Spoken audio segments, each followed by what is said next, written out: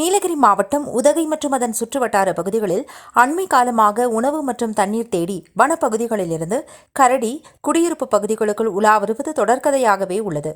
மக்கள் அதிகம் வசிக்கும் குடியிருப்பு பகுதிகளான வண்டிச்சோலை, வண்ணாரப்பேட்டை, கிளன்ராக் உள்ளிட்ட பகுதிகளில் கரடிகள் நடமாட்டம் அதிகரித்துள்ளதால் அப்பகுதி மக்கள் அச்சமடைந்துள்ளனர்.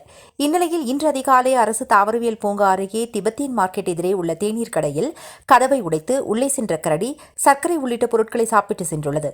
இன்று காலை கடை உரிமையாளர் வந்து பார்த்தபோது கடை கதவு உடைக்கப்பட்டிருப்பதை கண்டு காவல்துறையினர் மற்றும் வனத்துறையினருக்கு தகவல் தெரிவித்ததை தொடர்ந்து அப்பகுதிக்கு விரைந்து வந்த வனத்துறையினர் ஆய்வு மேற்கொண்டனர். இதில் கடையை உடைத்தது கரடி என்று தெரியவந்ததை அடுத்து அப்பகுதியில் வனத்துறையினர் தீவிர கண்காணிப்பு பணியில் ஈடுபட்டு வருகின்றனர்.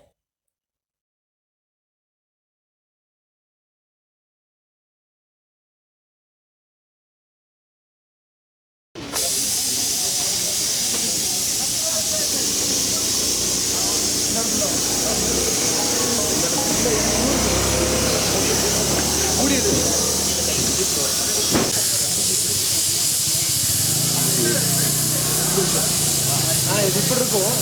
இழுத்து உள்ள வந்து சக்கரை நல்லா இருக்கும்.